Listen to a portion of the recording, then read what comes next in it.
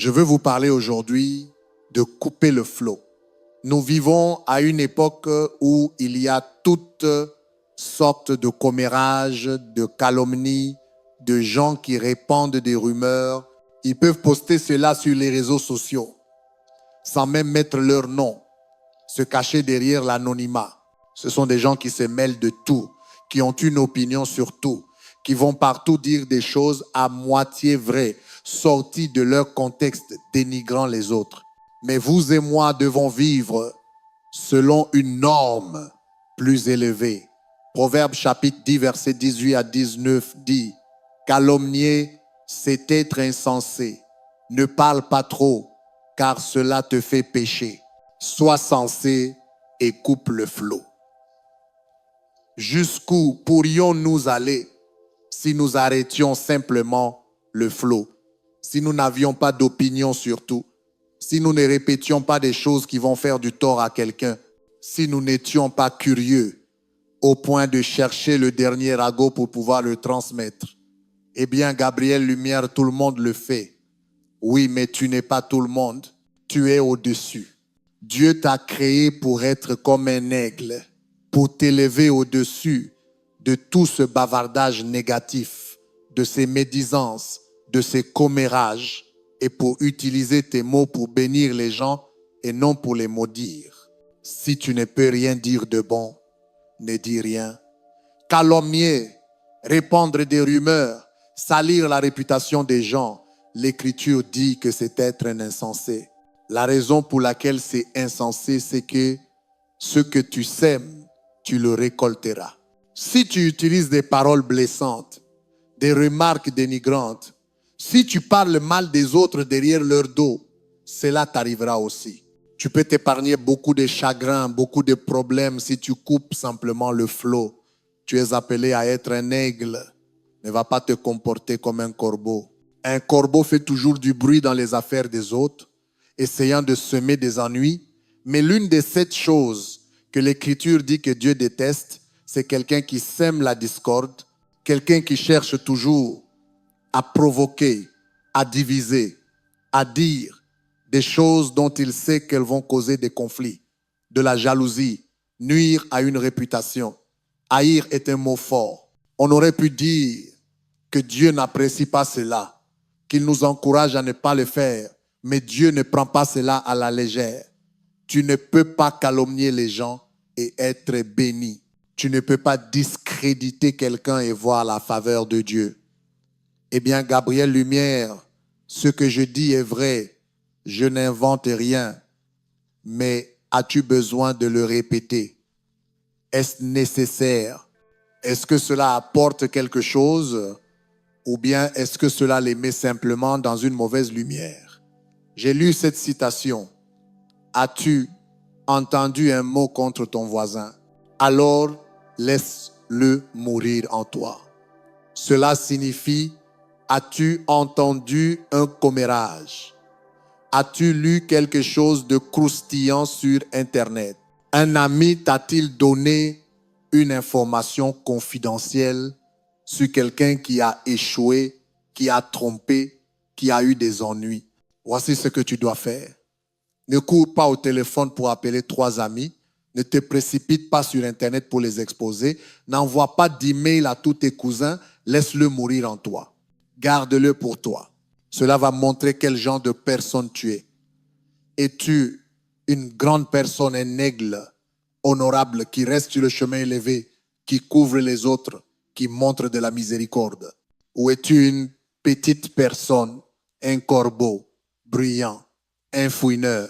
Les petites personnes créent des problèmes. Les petites personnes diffusent de mauvaises nouvelles. Les petites personnes se nourrissent des erreurs et des échecs des autres. Ce n'est pas toi. Tu n'es pas un corbeau. Sois l'aigle que Dieu t'a créé pour être. Quand tu laisses mourir cela en toi, tu ne leur rends pas seulement service, tu te rends aussi service. Dieu ne promeut pas les commères, les critiques, les fouineurs. J'ai entendu dire que chaque personne porte un seau d'essence et un seau d'eau. Quand tu entends un commérage, une rumeur, une information croustillante, tu peux soit verser de l'essence dessus, ajouter du carburant au feu, l'amplifier, le propager, soit verser de l'eau dessus et aider à éteindre le feu. Trop de gens utilisent leur essence. Ils se justifient.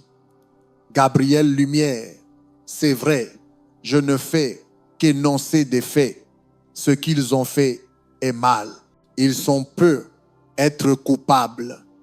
Mais l'Écriture, première lettre de Pierre, chapitre 4, verset 8, dit « L'amour couvre les fautes d'une personne.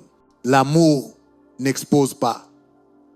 L'amour ne va pas appeler 5 amis.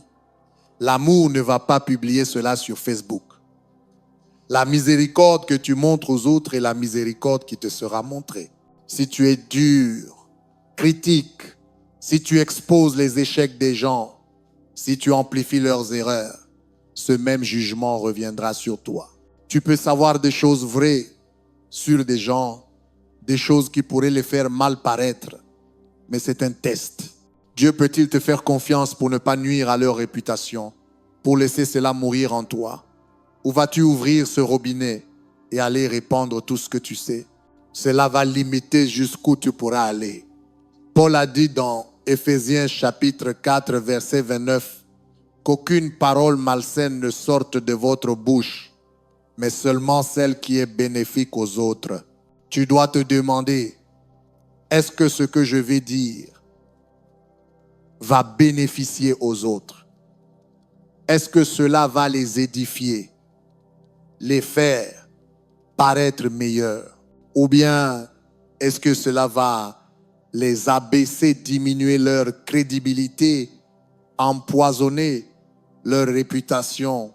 Dans le livre de la Genèse, Noé était sur l'arche pendant 190 jours avec sa famille et tous les animaux.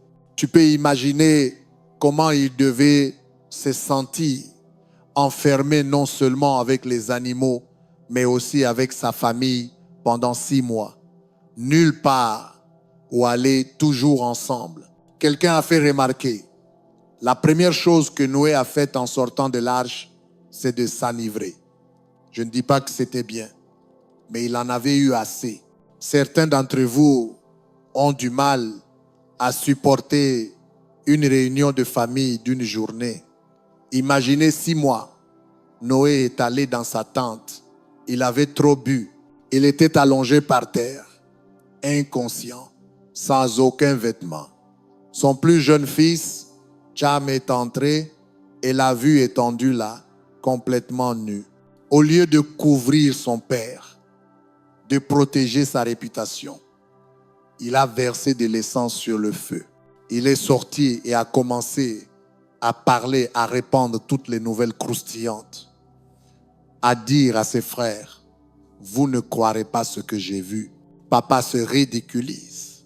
Il est ivre, il est nu, il est par terre, encore et encore.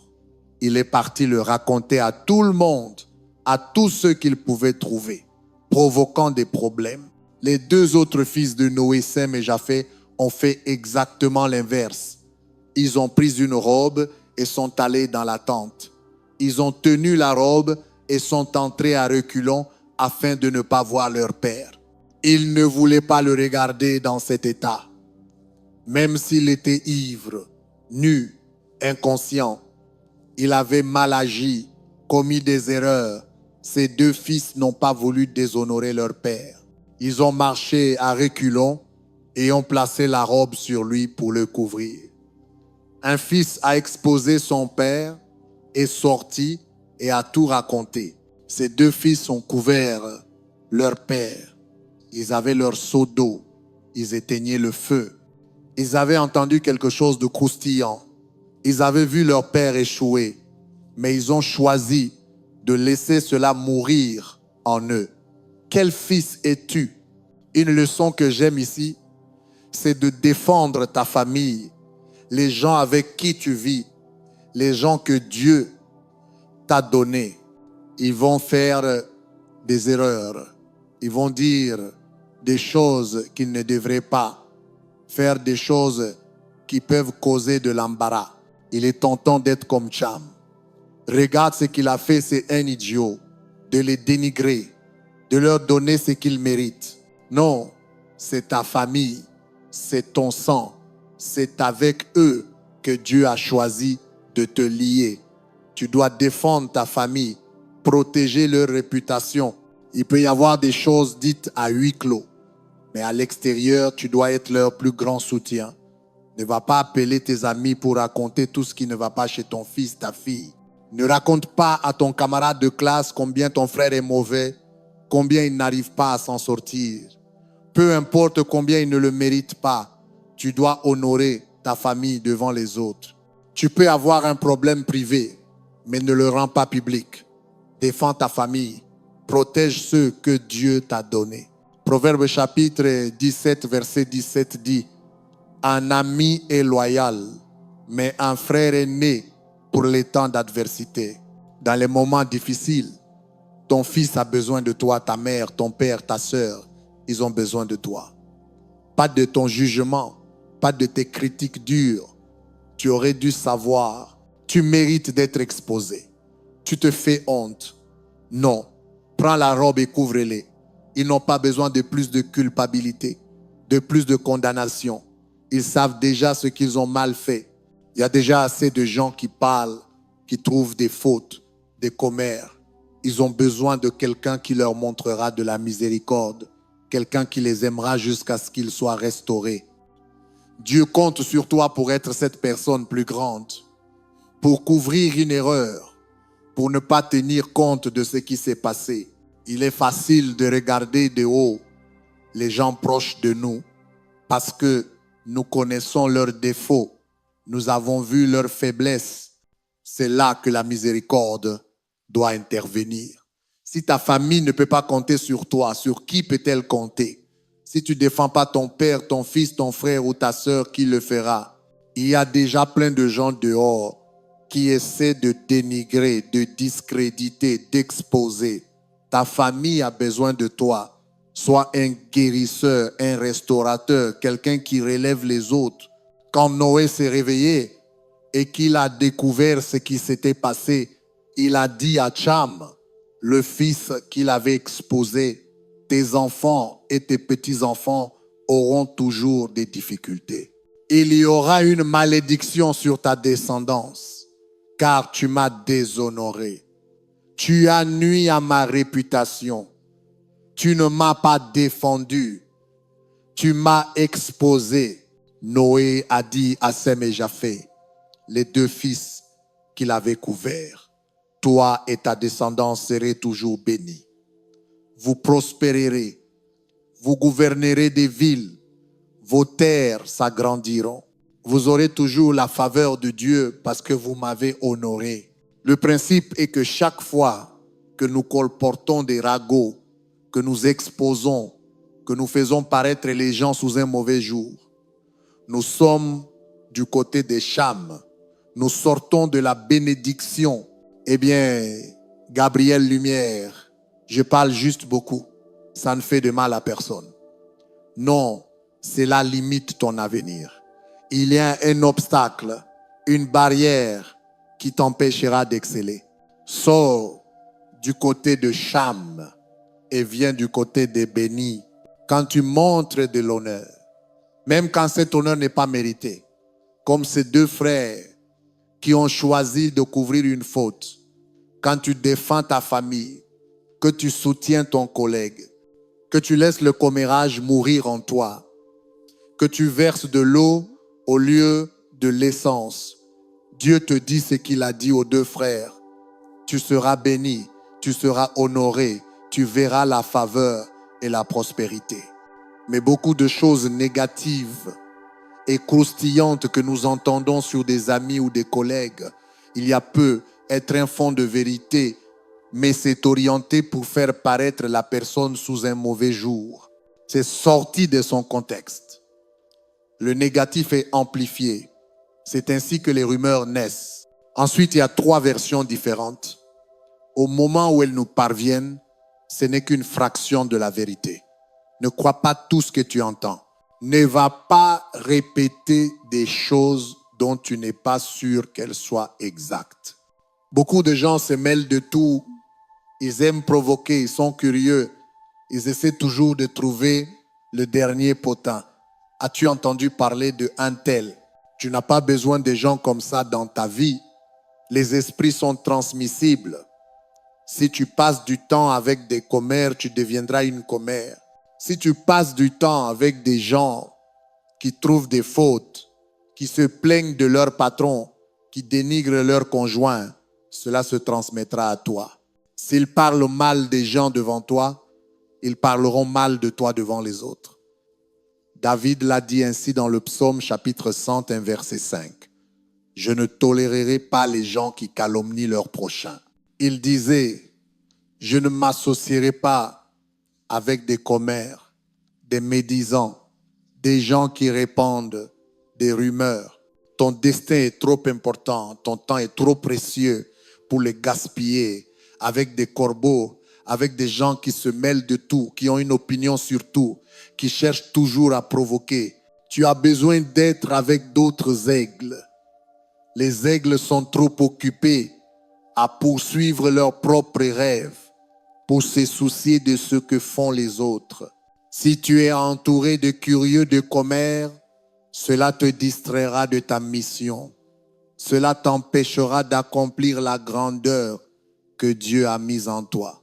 Tu ne devrais pas passer chaque jour à déjeuner avec des gens qui parlent mal de l'entreprise, qui trouvent des fautes chez tout le monde.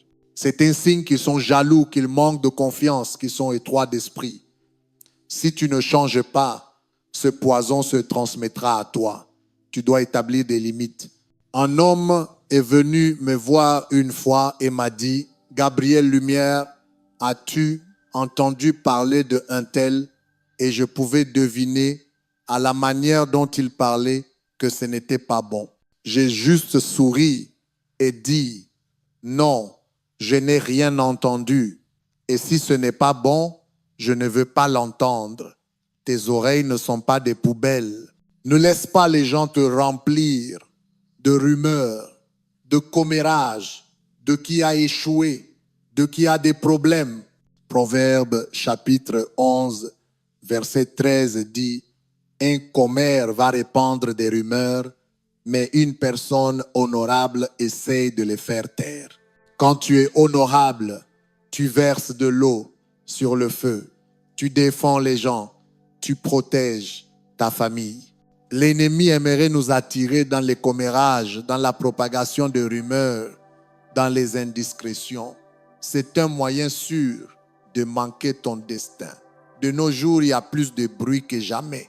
Des gens disent des choses fausses, essaient de discréditer, de te faire paraître mauvais.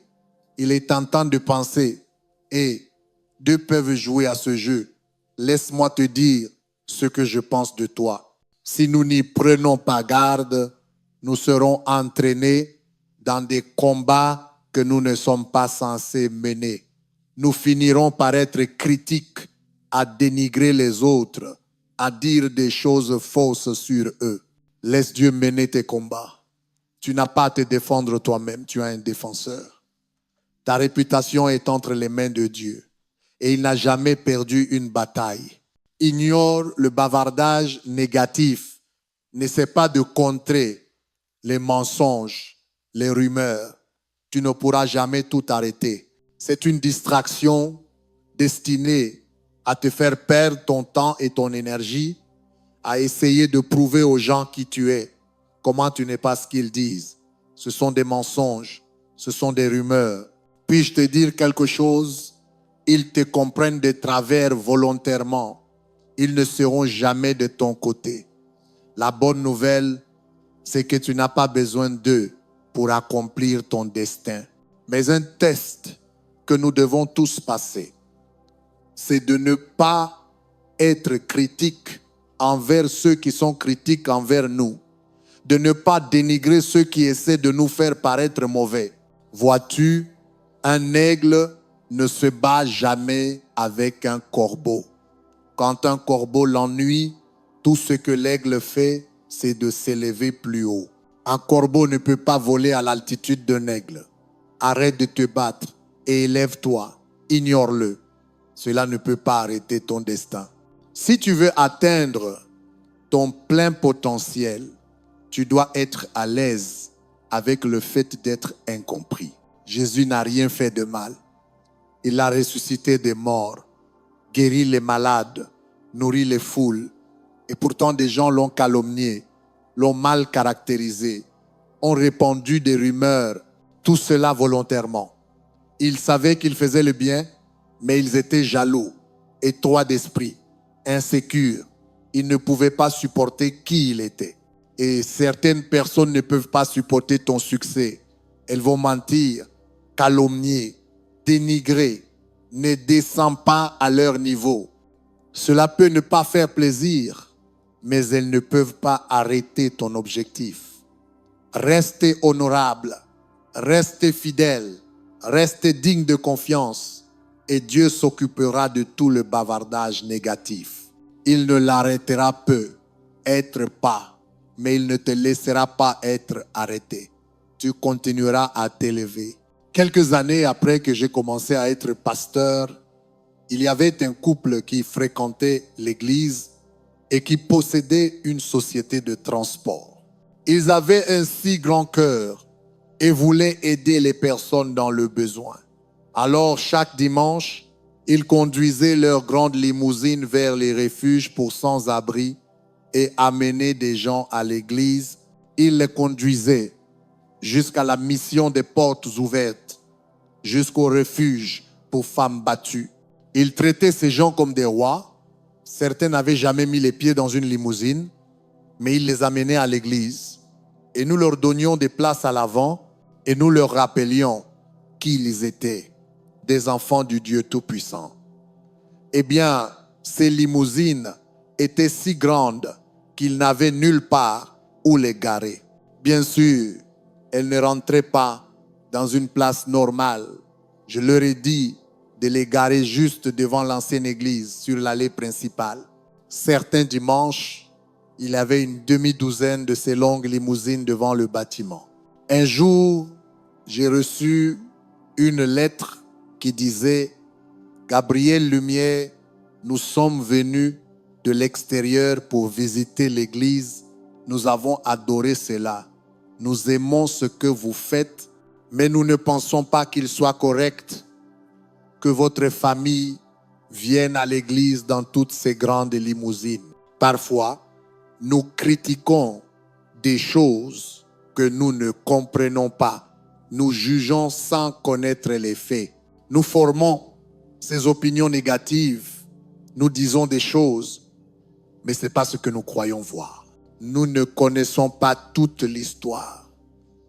Nous voyons seulement les limousines. Nous ne connaissons pas les motivations. Nous ne connaissons pas les raisons. Nous faisons des suppositions qui ne sont peut-être pas vraies avec toutes les façons de communiquer aujourd'hui, avec tout ce bruit et les réseaux sociaux. Cet ami a dit ceci, mon collègue m'a dit cela, mon voisin m'a raconté ça. Peut-être que nous jugeons trop vite. Peut-être que nous cherchons des fautes sans connaître les détails. Même si c'est vrai, où est la miséricorde? Où est la grâce pour laisser aux gens la place de faire des erreurs, de ne pas être parfait? Peut-être que Dieu s'occupe d'eux. Peut-être qu'ils prendront de meilleures décisions.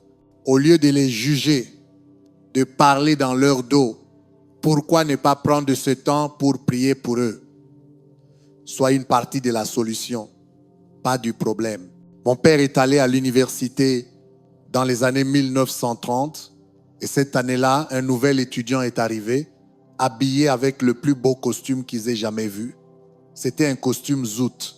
Le pantalon montait très haut, il portait un gilet, une belle cravate. Tout le monde faisait des compliments sur son élégance. Il était le centre de toutes les discussions sur le campus. Eh bien, il a porté ce même costume le lendemain, puis le jour suivant et encore après. Après quelques semaines, les gens ont remarqué que c'était le seul vêtement qu'il portait. Un mois plus tard, ils ont commencé à parler. Le voilà encore avec le même costume. Voyons aujourd'hui, oui, il l'a encore. Une fois de plus, il était le sujet de toutes les conversations, mais cette fois, tout le monde se moquait. Il ricanait quand il passait, riait et faisait des blagues. 3 mois plus tard, mon père a remarqué qu'il faisait sa valise et il lui a demandé où il allait. Il a répondu, « John, je rentre chez moi. » Ma famille est très pauvre. Ils ont économisé tout ce qu'ils pouvaient pour m'envoyer à l'université. Nous n'avions assez d'argent que pour acheter ce seul costume. C'est tout ce que j'avais à porter.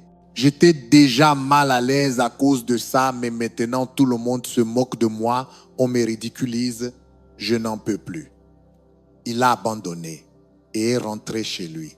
Bien sûr, quand mon père et les autres étudiants l'ont appris, ils se sont sentis tout petits. S'ils avaient connu la vérité, ils auraient été compréhensifs, compatissants, ils auraient même aidé à acheter d'autres vêtements. Combien de fois jugeons-nous les gens sans connaître leur motivation, sans savoir quels défis ils affrontent, comment ils ont été élevés, ce qu'ils traversent. Si nous marchions dans leurs chaussures, la plupart du temps, nous serions plus compréhensifs, plus compatissants. C'est facile d'être critique, de trouver des fautes, de nourrir du négatif. Mais ça, c'est être un corbeau. Tu es un aigle. Soyons des gens pleins de miséricorde, des gens comme Sem et Japheth qui, même quand quelqu'un a tort, couvrent la faute. Paul a dit dans la première lettre aux Thessaloniciens chapitre 4 verset 11, « Efforce-toi de vivre une vie tranquille et de t'occuper de tes propres affaires. » Qu'est-ce qui peut nous distraire plus rapidement que tout le reste? C'est de se mêler des affaires des autres. S'il porte toujours le même costume, c'est son choix. S'il gare des limousines devant l'église, je ne connais pas tous les détails, ce n'est pas mon affaire. J'ai déjà assez de problèmes dans ma propre vie, je n'ai pas besoin de tes problèmes. Je ne vais pas te juger, être critique, te dire comment tout faire. Eh bien, si j'étais eux, je ne ferais pas ça. Si j'étais elle, je n'aurais pas épousé cet homme. Si j'étais lui, je n'aurais pas choisi cette carrière. Voici la clé, tu n'es pas eux. Tu n'as pas marché dans leurs chaussures. Tu n'as pas vécu leur douleur. Tu n'as pas combattu leur bataille. Tu n'as pas leur passé. Il est tentant d'être critique, de juger, mais peut être qu'il y a des choses que tu ne comprends pas. Peut être que ces limousines ne sont pas ce que tu crois. Peut être qu'il y a une bonne raison pour ce costume. Ne sois pas un obstacle. Ne les rabaisse pas. Sois une aide. Utilise tes paroles pour bénir, encourager, parler de vie, parler de victoire. J'ai rencontré un homme après un service une fois et il était tellement contrarié. Il a dit, Gabriel Lumière, mon pasteur chez moi vient d'annoncer qu'il va prendre 6 semaines de congé cet été. Ce n'est pas normal. Je ne comprends pas pourquoi il ferait ça. J'ai pensé en moi-même, je sais exactement pourquoi, pour s'éloigner de gens comme toi. Laisse les gens gérer leur propre vie. Si nous sommes curieux, des fouineurs, nous finirons critiques, à trouver des fautes, à dire des choses qui rabaissent les autres. Non, coûte à course, concentre-toi sur ce que Dieu a mis dans ton cœur. Ce que les autres font ou ne font pas, cela ne nous regarde pas, c'est entre eux et Dieu. Dans l'Écriture, la sœur de Moïse, Myriam, n'aimait pas la femme que Moïse allait épouser. Elle était éthiopienne, d'une nationalité différente de celle de Moïse. Myriam a commencé à parler derrière le dos de Moïse. Elle a dit à son frère Aaron, pourquoi épouse-t-il cette femme? Ce n'est pas la bonne, c'est une grosse erreur, seulement des ennuis, de la discorde. L'Écriture dit, Dieu a entendu Myriam être irrespectueuse. Elle ne parlait même pas à Dieu. Elle parlait à son frère, mais Dieu l'a entendu. Le verset 9 dit, la colère du Seigneur s'enflamma contre eux. C'est intéressant. Lorsque Jonas a refusé d'aller à Ninive, faisant exactement le contraire de ce que Dieu lui avait demandé, il n'est pas dit que Dieu était en colère. Quand David a fait tuer Uri pour couvrir son adultère, il n'est pas dit que Dieu était en colère. Mais lorsque Myriam a mal parlé de Moïse, lorsqu'elle a été critique et jugeante, il est dit que Dieu s'est enflammé de colère. Dieu ne prend pas à la légère le fait que nous parlions contre les gens. Ce n'était pas l'affaire de Myriam de savoir qui Moïse choisissait d'épouser, mais peut-être que Myriam était une fouineuse. Elle avait une opinion et elle l'a exprimée. Quand elle l'a fait, l'Écriture dit, immédiatement, elle fut frappée de lèpre. Sa peau était pleine de maladies. Elle était sortie de la bénédiction. Elle s'était placée du côté de Cham, ce qui avait ouvert la porte au problème. Par la miséricorde de Dieu, elle a été plus tard guérie. Mais cela nous montre comment Dieu voit la calomnie, les rumeurs, la curiosité malsaine. Ne sois pas comme ça. Sois un aigle. Reste sur le chemin élevé. Range ton seau d'essence. Garde ton seau d'eau pour éteindre les feux. Sois digne de confiance. Sois honorable et fais taire les commérages. Tu as entendu quelque chose de croustillant? Laisse-le mourir en toi. Tu as un destin à accomplir. Il y a un appel sur ta vie. Ne te laisse pas distraire par ce que font les autres. Cours ta course. Concentre-toi sur ta mission. Dieu compte sur toi pour être la personne plus grande, pour défendre ta famille, pour protéger tes amis, pour couvrir certaines fautes. Si tu fais cela, je crois et je déclare, ce que Dieu a promis à Sem et Japheth, toi et ta descendance serez toujours bénis. Tu prospéreras. Tu seras en position de leadership. Tes terres s'agrandiront. Tu deviendras tout ce que Dieu t'a créé pour être au nom de Jésus. Et si tu le reçois, peux-tu dire Amen? Amen.